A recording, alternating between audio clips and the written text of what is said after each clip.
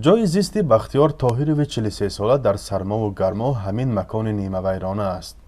شبهای تیره ماه تا رفت سردتر می شوند ولی او علاج دیگری ندارد. بختیار میگوید 8 سال پیش در جستجوی کار به خوجند آمد و اینجا ماند. همسر و 3 کودک دارد که باید خوراند. وی میگوید کفشیرگر است و مدت در نیروگاه سنگتوده نیز کار کرده است. از پی درآمد بیشتر شد ولی کاردهندگان بعدی او را فریب دادند. اکنون بیکار است. خونه و در نیست. خونه قدر بخلشم میشنم میارم میفروشم. نمیگه اینه چیزی اوقاتم دیگه اون چیز نیسته. اونو ای موسیقی میگیرم اخرام دیگه کار نیست اون چیزش دیگه. اینجا شبها خنک نمیخوره؟ خنک میخورم. چیکار کنم؟ بختیار میگوید مبلغی که از جمعآوری ظرفهای پلاستیکی به دست میآورد به گرفتن خانه اجاره نمیرسد.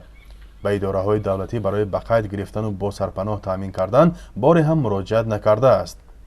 او میگوید در این سختی‌ها به بیماری ورم معده گرفتار شد ولی طبابتخانه‌ها راضی نشدند به او رایگان کمک رسانند. این حالت بختیار را ناامید و میل او را به کفتن در اداره‌های دولتی گم کرده است.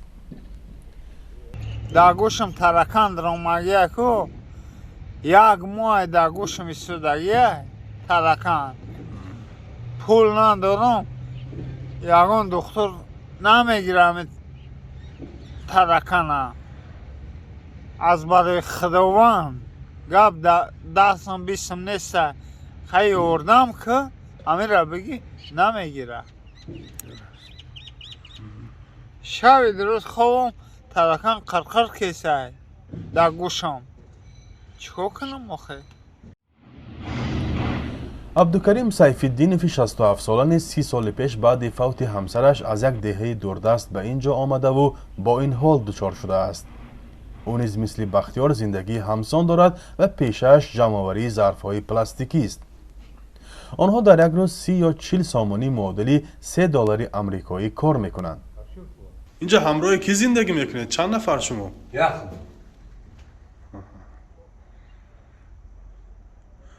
مثلا اینجا شرایطش چه زمستان؟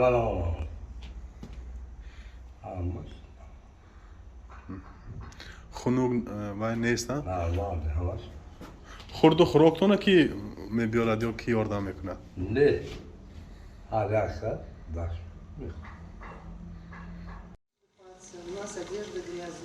جامعه شهروندی تلاش دارد به چنین آدمان کمک کند.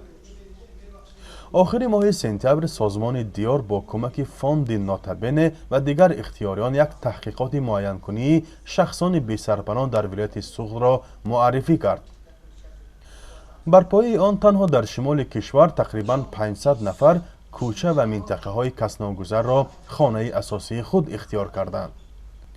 تحقیقگران این گروه را قشر خیلی آسیب پذیر جامعه نام برده میگویند اکثریت آنها حجت ندارند و از حقوق‌های اجتماعی طبی محرومند. مؤلفان تحقیقات بین 100 نفر از افراد بیخانمان در شهر و ناحیه‌های خوجند، اسفره، گلستان، بوستان، باباجان غفور و جبار رسولوف پرسش گذرانیده پهلوهای گوناگون زندگی آنها را افشا کردند.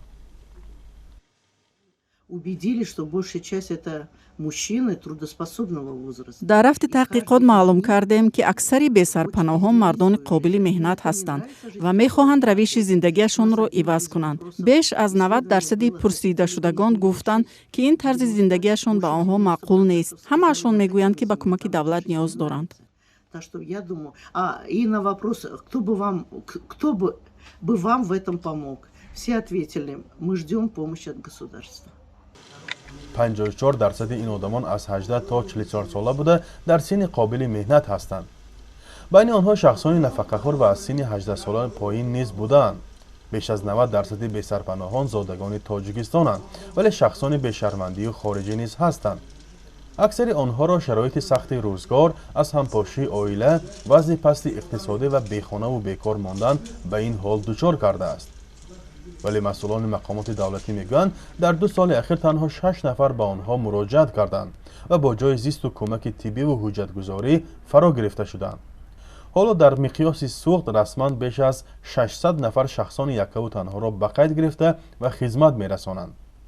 به فکر من از جانب رئیسان محله ها، رئیسان کمیته محله ها، رئیسان جماعت ها در شهر نوی ها باشند، اگر چنین شخصان اگر پیشنهاد کنند روی خطی همین شخصان را، البته از جانب کارمندان شعبه های خدمت رسانی و مرکز های خدمت رسانی اجتماعی چنین روی خطی چنین شخصان کاربری کرده شده، شخصیت آنها رو برای معلوم کرد. بعد در بعضی آنها حتی حجت های تصدیق کننده شخصیت ندارند.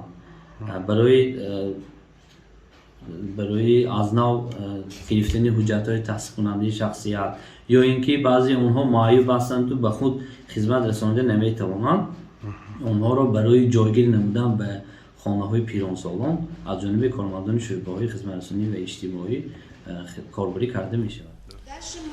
در نشستی که به حمایه حقوق بی‌سرپناهان در خوجند بخشیده شد، کارشناسان گفتند یک از مشکلی بنیادی این آدمان نداشتن حجت است.